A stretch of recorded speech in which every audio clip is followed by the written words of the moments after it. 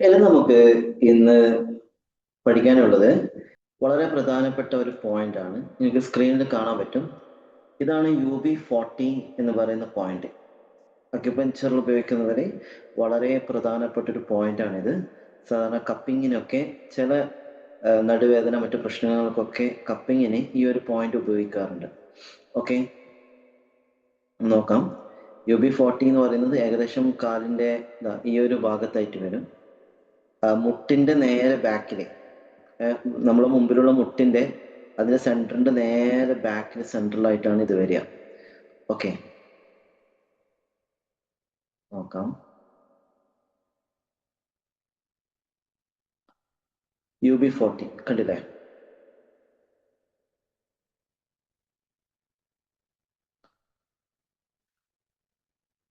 Okay, ഈ എന്താണ് UB40 എന്ന് പറയുന്നത്? നമ്മളെ ബ്ലാഡർ, അതായത് മൂത്രാശയവുമായി ബന്ധപ്പെട്ടിട്ടുള്ള ഒരു പോയിന്റ് ആണിത്. ഓക്കെ, അതിന് മെരീഡിയനിൽ വരുന്നതാണ്.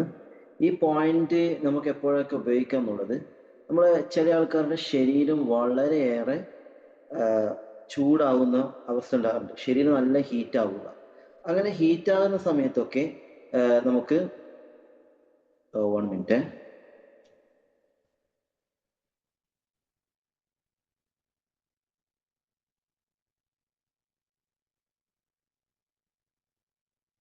ഓക്കെ, ഹീറ്റ് ആകുന്ന സമയത്ത് നമുക്ക് ചൂട് കുറക്കാൻ ഈ പോയിന്റിന് നന്നായിട്ടൊന്ന് പ്രസ് ചെയ്താൽ, നല്ല ഹീറ്റുള്ള ഒരു അവസ്ഥയാണെങ്കിൽ അതൊന്ന് കുറക്കണമെങ്കിൽ നമുക്ക് ഈ പോയിന്റ് ഉപയോഗിച്ചാൽ മതി.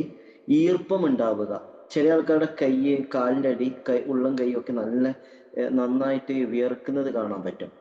അങ്ങനെ ഉണ്ടാവുമ്പോഴും നമുക്ക് ഈ പോയിന്റ് ഉപയോഗിക്കാൻ പറ്റും. അതുപോലെ നമ്മുടെ നെർവുകളൊക്കെ ഇങ്ങനെ ടൈറ്റ് ആയിരിക്കുന്ന സമയത്ത്, ചില പ്രഷറുള്ള സമയത്തൊക്കെ നെർവുകളൊക്കെ നല്ല ടൈറ്റ് ആയിട്ട് നിൽക്കും. അതുപോലെ നമ്മുടെ കാലിന്റെ ലംബാറിന്റെ ഏരിയയിൽ, ലംബാറിന്റെ L1 L2 L3 L4 L5, അതുപോലെ സാക്രത്തിന്റെ ഭാഗങ്ങളിൽ, ആ ബോണുകളിൽ എന്തെങ്കിലും പ്രശ്നങ്ങൾ ഉണ്ടാകുന്ന സമയത്ത്, അല്ലെങ്കിൽ എനിക്ക് വേദന ഉണ്ടാകുന്നുണ്ടെങ്കിൽ, ഇത് ചിലപ്പോൾ സയാറ്റിക് പോലത്തെ പ്രശ്നങ്ങളൊക്കെ ആണ്, അങ്ങനെ നെർവ് വലിഞ്ഞു നിൽക്കുന്നതാണ്.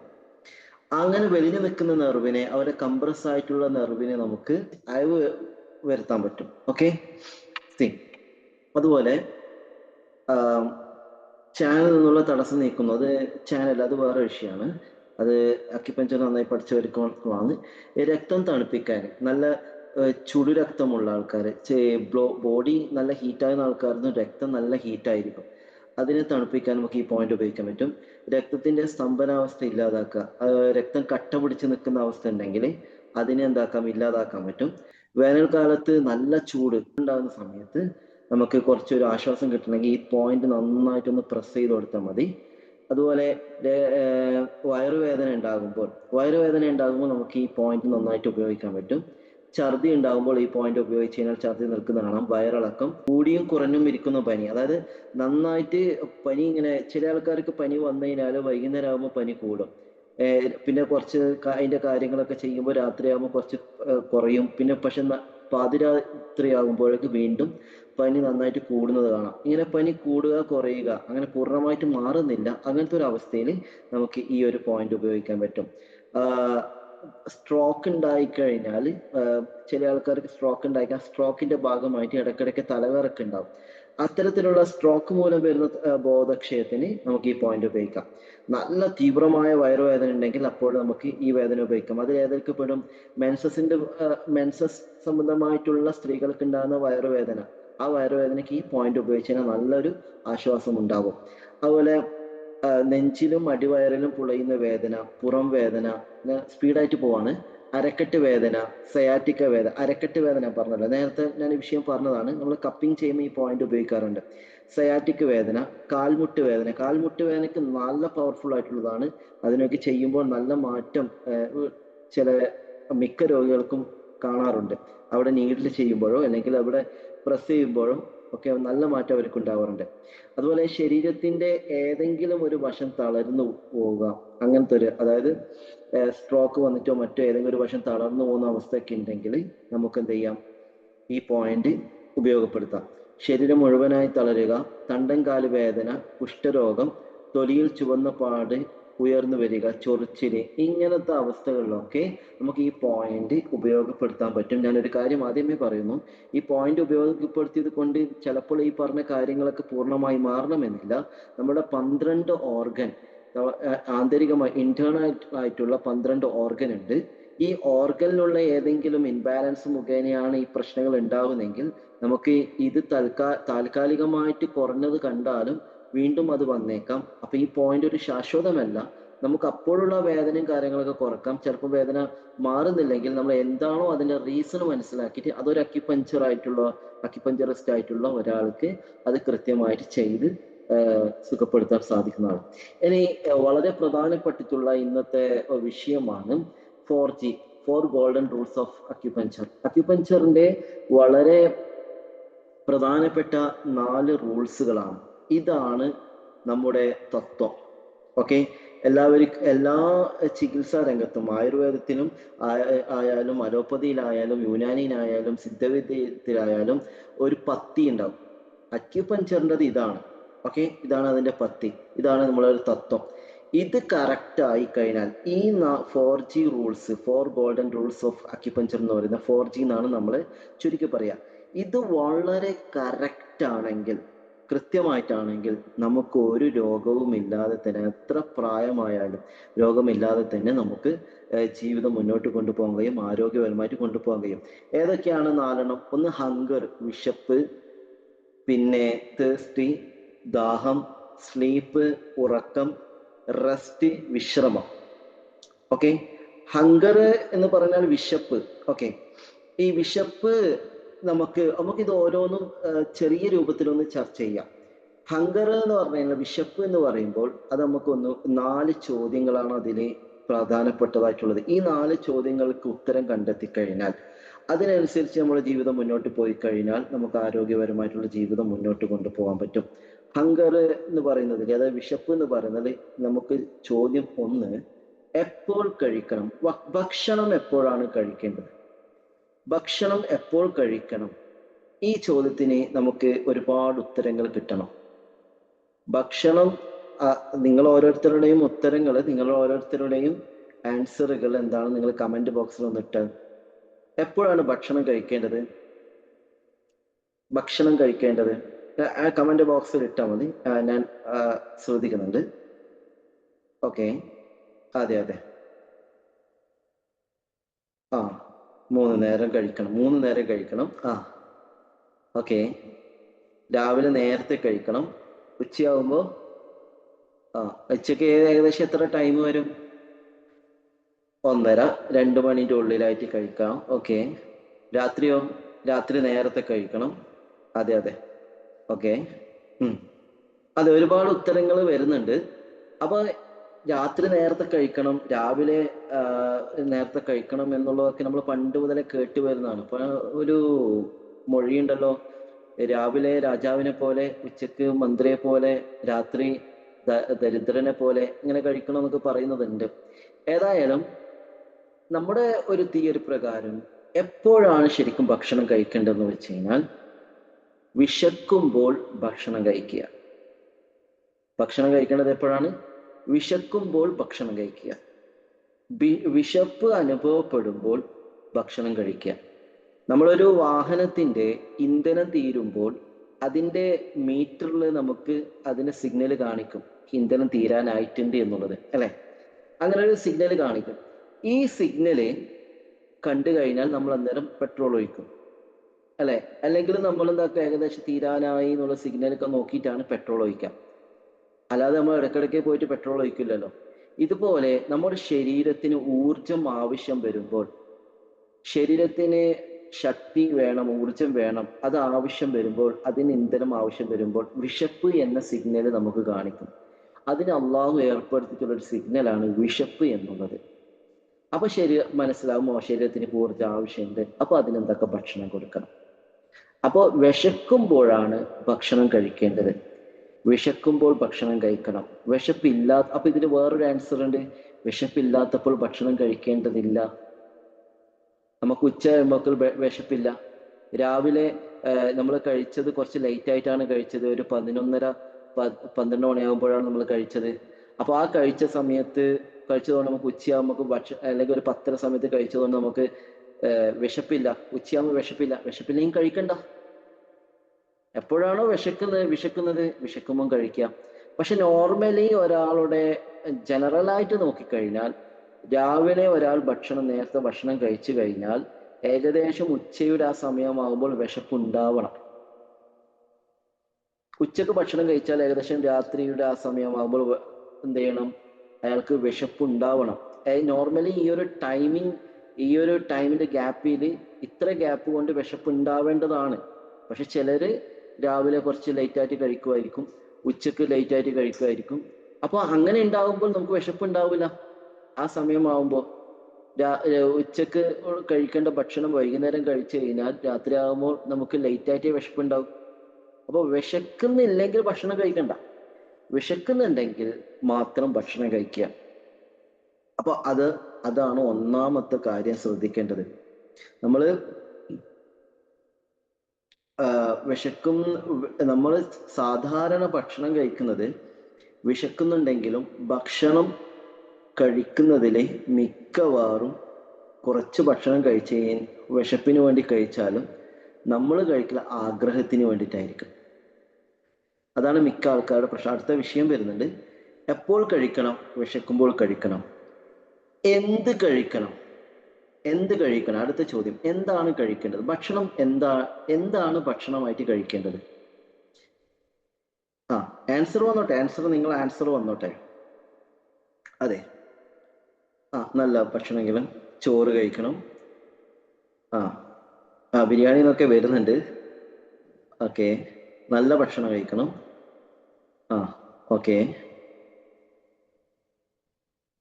അതെ, അത് ഒരുപാട് ഉത്തരങ്ങൾ വന്നിട്ടുണ്ട്.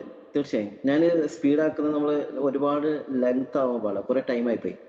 അപ്പൊ ഞാൻ പറഞ്ഞു വരുന്നത്, വിശക്കുമ്പോൾ ഭക്ഷണം കഴിക്കണം എന്ന് പറഞ്ഞു. ഇനി എന്ത് കഴിക്കണം എന്ന ചോദ്യത്തിന് ശരീരത്തിന് ഹാനികരമല്ലാത്ത എന്തു ഭക്ഷണവും കഴിക്കാം. ശരീരത്തിന് ഹാനികരമല്ലാത്ത എന്തും കഴിക്കാം. എന്ത് കഴിക്കണം? ശരീരത്തിന് ഹാനികരമല്ലാത്ത ഭക്ഷണം കഴിക്കണം. അങ്ങനെ നമ്മളിപ്പോ നോക്കുകയാണെങ്കിൽ അത് നമ്മളൊന്ന് നല്ലോണം ഒന്ന് കീറി മുറിച്ച് ഒന്ന് നോക്കുകയാണെങ്കിൽ ഇന്നിപ്പോ ഏത് രംഗത്ത് നോക്കിയാലും നല്ല ഭക്ഷണം കിട്ടണമെന്നില്ല, അല്ലേ? നമ്മളിപ്പോ ഫ്രൂട്ട്സ്, കുറച്ച് നല്ല ഭക്ഷണം, ഇപ്പം വരുന്ന ഫ്രൂട്ട്സ് ഒക്കെ നല്ലതാണോ? അത് ഒരുപാട് കെമിക്കൽ ഉണ്ട്. അതുപോലെ അരിയിൽ തന്നെ ഒരുപാട് പ്രശ്നങ്ങൾ, അരിന്റെ വിഷയങ്ങൾ, അതൊരു എന്താ പറയാ, ചില കമ്പനീൻ്റെ ഒക്കെ വിഷയങ്ങൾ പറയാനുണ്ട്. കുറെ ഇതിനെക്കുറിച്ച് നമ്മളെ ക്ലാസ് സമയത്ത്, നമ്മളിത് പഠിക്കുന്ന സമയത്ത് ഇതിനെക്കുറിച്ച് നല്ല റിസർച്ച് നടത്തിയിരുന്നു, ഓരോ എന്തൊക്കെയാണെന്നുള്ളത്. ഏതായാലും അതിനൊന്നും സമയമില്ല. പിന്നെന്താ, അങ്ങനെ നമ്മൾ ഏതെടുത്ത് നോക്കിക്കഴിഞ്ഞാലും നല്ല ഭക്ഷണം ഇപ്പം നമുക്ക് വളരെ പ്യൂറായിട്ടുള്ള ഭക്ഷണം കിട്ടണമെന്നില്ല. സ്വന്തം വീട്ടിൽ നിന്നും നിർമ്മിച്ചതല്ലാതെ നമുക്ക് ചിലപ്പോൾ കിട്ടണമെന്നില്ല. മനസ്സിലായോ? ഈവൻ ഒരു തേങ്ങ വരെ ഇപ്പൊ എന്താ, അതിന്റെ ചോട്ടിന് മരുന്നടിക്കുന്നുണ്ട്, മാങ്ങക്ക് മരുന്നടിക്കുന്നുണ്ട്, ചില ഫ്രൂട്ട്സുകൾ അതിന്റെ കെമിക്കലിൽ മുക്കിയിട്ട് കൊണ്ടുവരുന്നുണ്ട്. ഇങ്ങനെ ചെടി മുതൽ കെമിക്കൽ ഉപയോഗിക്കുന്നവരുണ്ട്. ആ ചെറിയ ചെടിയായി ഇരിക്കുമ്പോൾ തന്നെ കെമിക്കൽ ഉപയോഗിക്കുന്നുണ്ട്, മരങ്ങളിലേക്ക് കെമിക്കൽ അടിക്കുന്നുണ്ട്. അപ്പോൾ നല്ലത് അങ്ങനെ നമുക്ക് നോക്കിക്കഴിഞ്ഞാൽ ചിലപ്പോൾ ഒന്നും കഴിക്കാനില്ല എന്നുള്ളതല്ല. അപ്പോൾ ചോദ്യം വരും, ഉസ്താദ് അപ്പൊ എന്താ കഴിക്കുക? നമ്മള് ചോദ്യം വന്നു, അപ്പൊ പിന്നെന്താ കഴിക്കാം? അതായത് ഇങ്ങനെയൊക്കെ ആണെങ്കിലും കൂട്ടത്തിൽ നല്ല ഭക്ഷണം കഴിക്കുക. തീരെ കഴിക്കാതിരിക്കാൻ പറ്റില്ലല്ലോ. മാക്സിമം ബേക്കറി വസ്തുക്കള് നമ്മളെ മക്കൾക്കൊന്നും ലേസ്, മറ്റ് ചോക്ലേറ്റ്, അനാവശ്യ ചോക്ലേറ്റും അതുപോലെ അത്തരത്തിലുള്ള കാര്യങ്ങളൊന്നും കൊടുക്കരുത്. മനസ്സിലായോ? അതുപോലെ ബേക്കറി മാക്സിമം കൊടുക്കാതിരിക്കുക. ബേക്കറിയിലെ വസ്തുക്കൾ ഉപയോഗിക്കുന്ന പഞ്ചസാര ഉപയോഗിക്കുന്നതുണ്ടെങ്കിലും ഇപ്പോൾ മിക്ക ബേക്കറിയിൽ ഉപയോഗിക്കുന്നത് ഒരു തരം പൊടിയാണ്. ഇതൊരു തുള്ളി മതി, നല്ല മധുര. കിട്ടും. അത്ര കെമിക്കലാണത്. അപ്പോൾ മാക്സിമം ബേക്കറി വസ്തുക്കളൊക്കെ ഒഴിവാക്കുക. അപ്പോൾ ഓവറായിട്ടുള്ള ഇത്തരത്തില് കെമിക്കൽ കൂടുതലായിട്ടുള്ളത് ഒഴിവാക്കുക.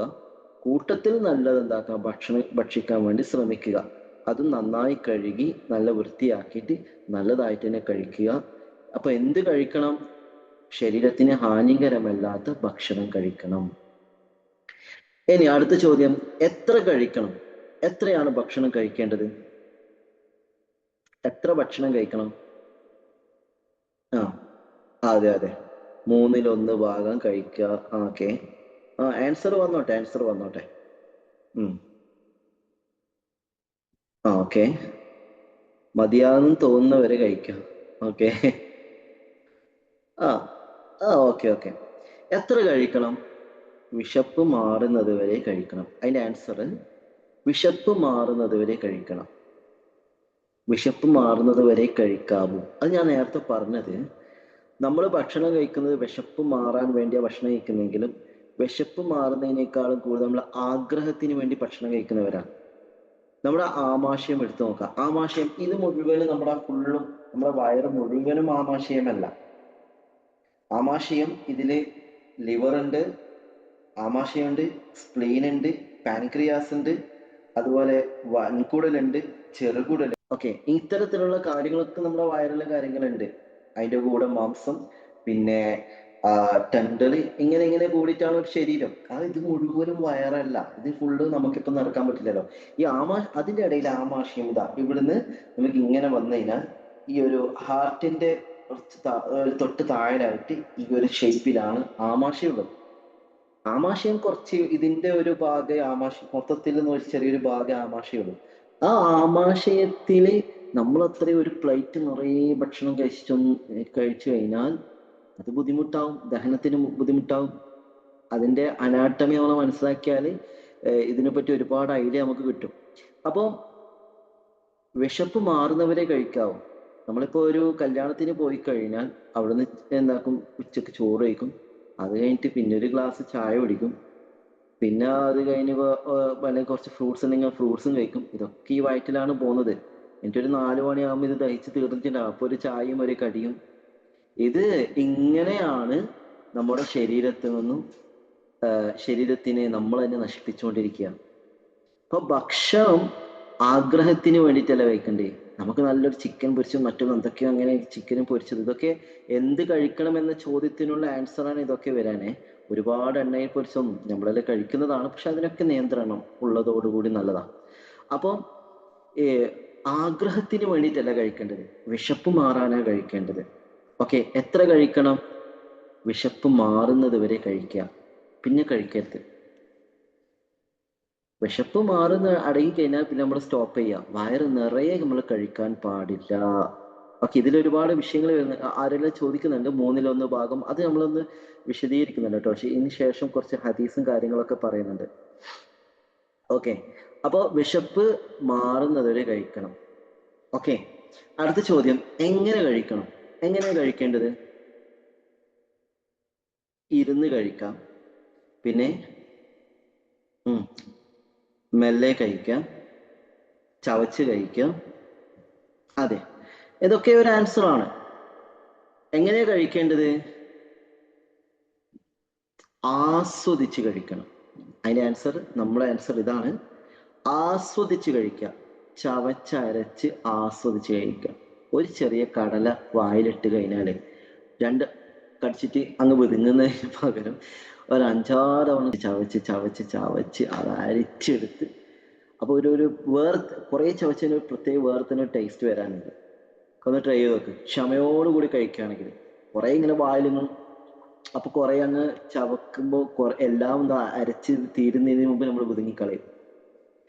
അപ്പോ ചവച്ചരച്ച് ആസ്വദിച്ച് കഴിക്കാം. കാരണം നമ്മുടെ ശരീരത്തിലേക്കുള്ള ഭക്ഷണം കൊടുക്കുമ്പോൾ ദഹനം നമ്മുടെ വായിൽ നിന്ന് സ്റ്റാർട്ട് ചെയ്യുന്നുണ്ട്. ഭക്ഷണം വായിലേക്ക് വരുമ്പോൾ തന്നെ അതിന്റെ ഗ്രന്ഥിയിൽ നിന്നും ഉമിനീര് കലർന്ന് ദഹനം സ്റ്റാർട്ട് ചെയ്തു. അപ്പൊ അത് അങ്ങനെ പിന്നെ ചവച്ചരച്ചതായി ഉമിനീര് ഓടിക്കഴിഞ്ഞാൽ അത് നമ്മുടെ തൊണ്ടയിലൂടെ അങ്ങ് ആമാശയത്തിലേക്ക് എത്തുമ്പോൾ, സ്റ്റൊമക്കിലേക്ക് എത്തുന്ന സമയത്ത് ആ ദഹനത്തിന് വളരെ സ്മൂത്ത് ആയിട്ട് പ്രവർത്തനം നടത്തി കഴിയും. അപ്പൊ അങ്ങനെ ഇല്ലാതാവുമ്പോൾ, അങ്ങനെ കഴിക്കുന്ന സമയത്ത് സ്റ്റൊമക്കിന് ദഹനത്തിന് ചെറിയ പ്രശ്നങ്ങൾ വരും. അപ്പോഴാണ് ഈ ഗ്യാസ് ട്രബിള് മറ്റുള്ള കാര്യങ്ങളൊക്കെ ഉണ്ട്, നെഞ്ചിരിച്ചില് കാര്യങ്ങളൊക്കെ ഉണ്ടാവുന്നത്. ഏതായാലും ആസ്വദിച്ച് കഴിക്കണം. അപ്പൊ ഈ 4 ചോദ്യം വളരെയേറെ ഇമ്പോർട്ടൻ്റ് ആണ്. എപ്പോൾ കഴിക്കണം? വിശക്കുമ്പോൾ കഴിക്കണം. എന്ത് കഴിക്കണം? ശരീരത്തിന് ഹാനികരമല്ലാത്ത ഭക്ഷണം കഴിക്കണം. എത്ര കഴിക്കണം? എത്ര കഴിക്കണം? വിശപ്പ് തീരുന്നത് വരെ കഴിക്കണം. വിശപ്പ് തീരുന്നത് വരെ കഴിക്കാവൂ. എങ്ങനെ കഴിക്കണം? ആസ്വദിച്ച് ചവച്ചരച്ച് കഴിക്കണം. ഇതാണ് മെയിൻ. നമുക്ക് ഞാൻ പറയാം, കുറച്ച് ഹദീസും കൂടി എന്നിട്ട് നമുക്ക് ഇന്നത്തെ ക്ലാസ് നമുക്ക് എന്താക്കാം, നിർത്താം. നോക്ക്, അല്ലാഹു സുബ്ഹാനഹു വ തആല സൂറത്തുൽ അഅറാഫിൽ പറയുന്നുണ്ട്, വകുലു വഷ്റബു വലാ തുസ്രിഫു ഇന്നഹു ലാ യുഹിബ്ബുൽ മുസ്രിഫീൻ. നിങ്ങൾ ഭക്ഷിക്കുക, വെള്ളം കുടിക്കുക. വകുലു, നിങ്ങൾ ഭക്ഷിക്കുക. വഷ്റബു, നിങ്ങൾ കുടിക്കുക. വലാ തുസ്രിഫു, നിങ്ങൾ അമിതത്വം കാണിക്കരുത്, ഓവറാക്കരുത്. മിതമായിട്ട് ശരീരത്തിന് ആവശ്യമായത് മാത്രം കഴിക്കുക, ഓവറാക്കരുത്.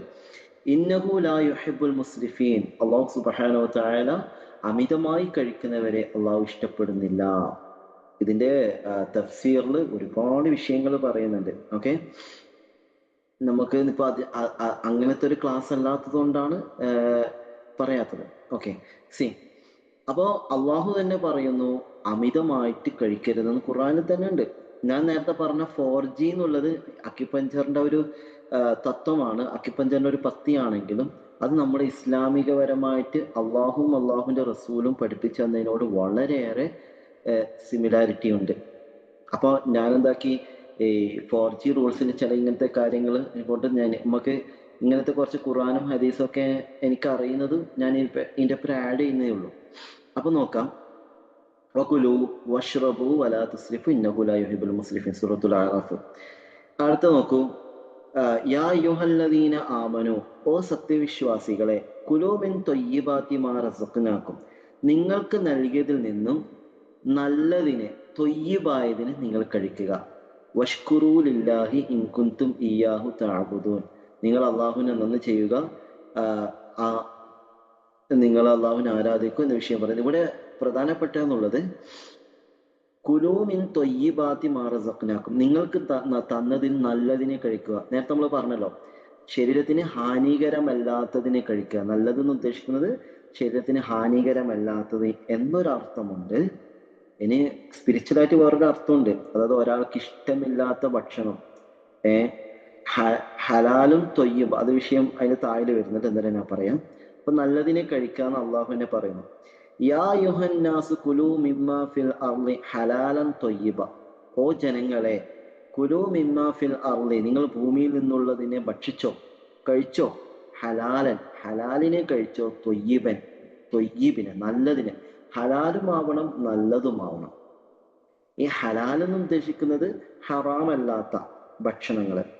അപ്പൊ നല്ലതെന്ന് ഉദ്ദേശിക്കുന്നതോ, ഇപ്പൊ ഞാൻ നേരത്തെ പറഞ്ഞതുപോലെ ലെയ്സ്, അതുപോലെ ബേക്കറി വസ്തുക്കളൊക്കെ ഹലാലാണ്, കഴിക്കുന്നതുകൊണ്ട് കുഴപ്പമില്ല. പക്ഷെ അത് ശരീരത്തിന് ഹാനികരമല്ലാത്തതാണോ നോക്കും, അതാണ് നമ്മൾ ശ്രദ്ധിക്കേണ്ടത്. അപ്പൊ നല്ലത് ആവണം, ഹലാലും ആവണം, നല്ലതുമാവണം.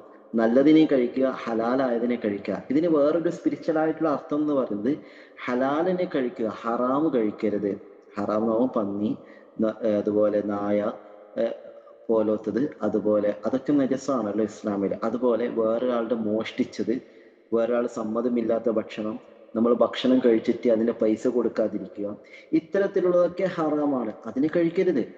തൊയ്യിബിനെ കഴിക്കണം. തൊയ്യിബ് കൊണ്ട് ഉദ്ദേശിക്കുന്നത് ചിലത് നമുക്ക് ഹറാമ ആയിരിക്കൂല, ഹലാലായിരിക്കും, പക്ഷെ അത് നല്ലതല്ല. ഒരു ഉദാഹരണം പറഞ്ഞാല്, ഇപ്പൊ ഒരു കല്യാണം, ആ കല്യാണത്തിന് നമ്മളെ ഒരാൾ ക്ഷണിച്ചിട്ടില്ല, ക്ഷണിക്കാതെ നമ്മളൊരു കല്യാണത്തിന് പോയി. നമ്മൾ അവിടെ കണ്ടപ്പോ അയാളോ, ഞാൻ നിന്നെ വിളിക്കാൻ മറന്നുപോയതാണ്, ചിലപ്പോ മനഃപൂർവ്വം വിളിക്കാത്തതായിരിക്കും, എന്തെങ്കിലും ദേഷ്യം കൊണ്ട് വിളിക്കാൻ മറന്നു പോയതാണ്. ഓക്കെ, വന്നിരിക്കെ അവിടെ ഇരിക്കും, എന്തായാലും വന്നല്ലോ. പക്ഷെ ഇങ്ങനെ അവൻ പറയുന്നുണ്ടെങ്കിൽ അവന്റെ മനസ്സിന്റെ ഉള്ളിൽ എന്താ ഉണ്ടാവുക, ഇവനിപ്പൊ എന്താ വന്നത്. അവനക്കൊരു മനസ്സിന് തൃപ്തി ഇല്ലാത്തതാണെങ്കിൽ നമ്മൾ ആ കഴിക്കുന്ന ഭക്ഷണം ഹലാലാണ്, കാരണം ഓന് പൊരുത്തം പോലെ നമുക്ക് കണ്ടല്ലോ. പക്ഷേ അത് തൊയ്യബല്ല, അത് ഓനിക്ക് തൃപ്തിയില്ലാത്ത. അപ്പൊ ഞാൻ ഏകദേശം എന്താണ് തൊയ്യബ് നിങ്ങൾക്ക് മനസ്സിലായിട്ടുണ്ടാവല്ലോ. അപ്പൊ ചുരുക്കം പറഞ്ഞു കഴിഞ്ഞാൽ ഹലാലും തൊയ്യബിനെയും നമ്മൾ നേരത്തെ പറഞ്ഞത് എന്തിനെ കഴിക്കണം, ഹലാലിനെ കഴിക്കണം, തൊയ്യബിനെ കഴിക്കണം, ശരീരത്തിന് ഹാനികരമല്ലാത്തതിനെ കഴിക്കണം എന്ന് ഖുർആനെ കൊണ്ടുള്ള തെളിവ് വന്നിരിക്കും. അതായത് താഴെ നോക്ക്, ബാബു മാ ജാ ഫി കറാഹിയത്തി കസറത്തിൽ അക്കലി, ഭക്ഷണം കൂടുതൽ കഴിക്കുന്നത് കറാഹത്തായിട്ടുള്ള ചില കാര്യങ്ങൾ പറയുന്നു. ഹദസന സുവൈബ് ബിൻ നസ്റുൻ അഖ്ബറന, അതിങ്ങനെ സിൽസിലയാണ്. സിൽസില ഇങ്ങനെ പോയി കഴിഞ്ഞാൽ ഹദീസ് വരുന്നത് ഗോൾഡൻ കളറിലുള്ളതാണ്. മാ മല ആദമിയുൻ വിആഅൻ ശർറ മിൻ ബത്നി, അതായത് അവന്റെ വയറിനേക്കാൾ മോശമായ ഒരു പാത്രവും ഒരു മനുഷ്യൻ നിറക്കുന്നില്ല. അവൻ നിറക്കുന്ന പാത്രത്തില് ഏറ്റവും മോശമായ പാത്രം അവന്റെ വയറാണ്. അപ്പൊ വയറ് നന്നായിട്ട് നിറക്കുമ്പോൾ അത് മോശമാകുന്ന ഇതിനകത്ത് വരുന്നത്. എന്നിട്ട് അതിന്റെ ബാക്കിയുണ്ട്, ഹസ്ബിബിന് ആദം, ഒരു മനുഷ്യന് മതിയാകും, ഉക്കുലാത്തുൻ, ഭക്ഷണം മതിയാകും, ഏതുവരെ, യുക്കുംന സുൽബഹു, അവന്റെ നട്ടെല്ല് നിവർന്നു നിൽക്കാൻ പാകമാകുന്ന ഭക്ഷണം അവൻക്ക് മതി. ഫഇൻകാന ലാ മഹാലത, ഇനി അവനിക്ക് ഇനിയും വേണം എന്ന് തോന്നുന്നുണ്ടെങ്കിൽ, ഫഇൻകാന ലാ മഹാലത, അവനിക്ക് അത് മതിയാവുന്നില്ല, അതായത് എനിക്ക് ഇനിയും കഴിക്കണം തോന്നിയിട്ടുണ്ടെങ്കിൽ അവൻ എന്ത് ചെയ്യട്ടെ, ഫസുലുസുൻ ത്വആമിഹി, ആ സ്റ്റൊമക്ക്, ഞാൻ നേരത്തെ പറഞ്ഞ വയറിന്റെ ഫുള്ളല്ല കേട്ടോ, ഈ സ്റ്റൊമക്കാണ് നമ്മളെ ആമാശയം, അതിനെ 3 ഭാഗമാക്കുക. വസുലുസുലി ത്വആമിഹി, 1/3 ഭക്ഷണത്തിന്, വസുലുസുലി ശറാബിഹി, 1/3 വെള്ളത്തിന്, വസുലുസുലി നഫ്സിഹി, ഓക്കെ, 1/3 വായുവിന്. ഓക്കെ, മനസ്സിലായല്ലോ. അപ്പോ ഒരു മനുഷ്യൻ, ഈ ഹദീസിൽ പറയുന്നത്, ഒരു മനുഷ്യൻ അവന്റെ പള്ള നിറയെ കഴിക്കുന്നത് അത് അവന്റെ മോശം പാത്രമാണ്. ഒരു മനുഷ്യൻ പള്ളയെ പോലെ മോശമായ, അതായത് വയറ് നിറയ്ക്കുന്നത് പോലെ മോശമായ ഒരു പാത്രവും അവൻ വേറെ നിറക്കുന്നില്ല. അതായത് അവൻ നിറക്കുന്നതിൽ ഏറ്റവും മോശമായത് അവന്റെ വയറാണ്. അപ്പൊ വയറ് കൂടുതൽ നിറക്കാൻ പാടില്ല എന്നാ പറയുന്നത്.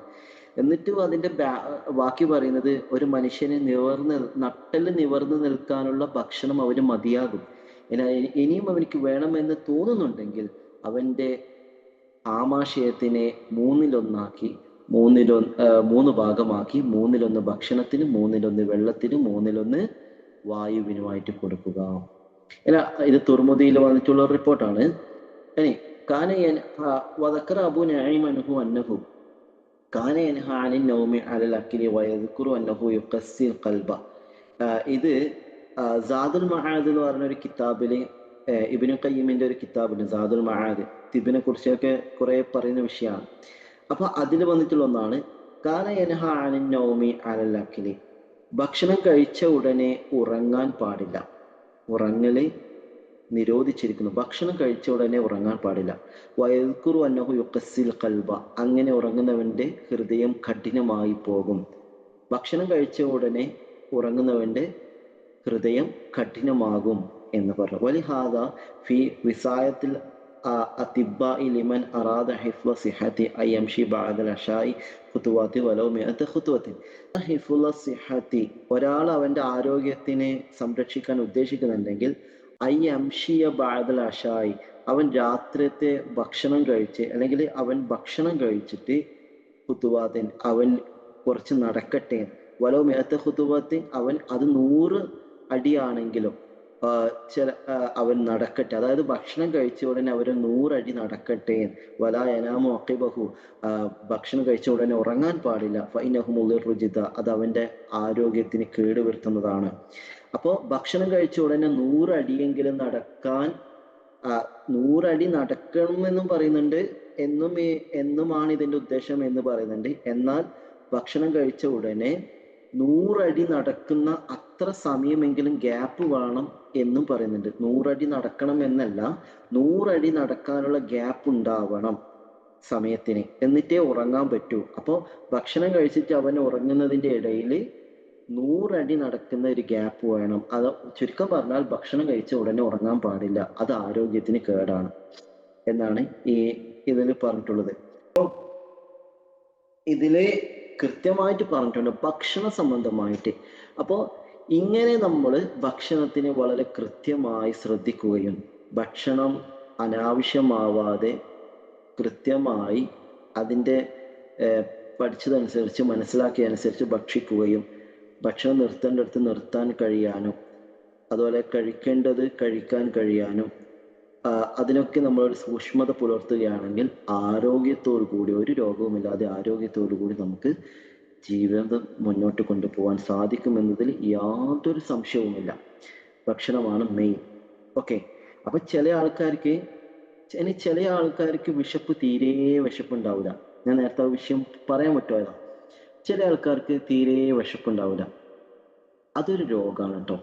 വിശപ്പ് വന്നിട്ടില്ലെങ്കിൽ അവർക്ക് തീരെ എത്ര വിശപ്പിന്റെ സമയമായിട്ടും അവന് വിശക്കുന്നില്ലെങ്കിൽ അങ്ങനെ ആൾക്കാരുണ്ടെങ്കിൽ അതൊരു രോഗാവസ്ഥയാണ്. അതിന് ചികിത്സ വേണം. ഓക്കെ, അതിന് ചില ആൾക്കാർക്ക് ഫുൾ ടൈം വിശപ്പ്, എത്ര കഴിച്ചു കഴിഞ്ഞാലും വിശപ്പ് മാറുന്നില്ല, അതും രോഗാവസ്ഥയാണ്. ഓക്കെ, അതൊന്ന് ശ്രദ്ധിക്കുക. അപ്പോൾ ഇന്നത്തെ ക്ലാസ് ഇവിടെ ഞാൻ വൈൻഡപ്പ് ചെയ്യാണ്. ഓക്കെ, ഇൻഷാ അല്ലാഹ് നമുക്ക് ഇതിന്റെ ബാക്കി നമുക്ക് നാളെ എടുക്കാം. നമുക്കിനി എന്തൊക്കെയുണ്ട്? വിശപ്പേ പറഞ്ഞിട്ടുള്ളൂ, ഹങ്കറേ പറഞ്ഞിട്ടുള്ളൂ. ഇനി തേഴ്സ്റ്റി ഉണ്ട്, സ്ലീപ്പ് ഉണ്ട്, റെസ്റ്റ് ഉണ്ട്. ഇതൊക്കെ ഒന്ന് വിശദീകരിക്കാനുണ്ട്. ഇങ്ങനെ 4G റൂള് ശരിക്കും മനസ്സിലാക്കി അതനുസരിച്ച് നമ്മുടെ ജീവിതത്തിൽ നമ്മൾ പകർത്തുകയാണെങ്കിൽ നമുക്ക് നല്ല ആരോഗ്യപരമായി കൊണ്ട് തന്നെ മുന്നോട്ട് പോകാൻ കഴിയും. ഒരു രോഗവുമില്ലാതെ മാക്സിമം രോഗങ്ങളെ നമുക്ക് അവോയ്ഡ് ചെയ്യാൻ പറ്റും. ഏതായാലും ക്ലാസ് ജസ്റ്റ് ഒന്ന് നമ്മൾ വൈൻഡപ്പ് ചെയ്യാണ്. എല്ലാവരും ദുആ ചെയ്യാം. അസ്സലാമു അലൈക്കും വറഹ്മത്തുള്ളാഹി തആല വബറകാതുഹു.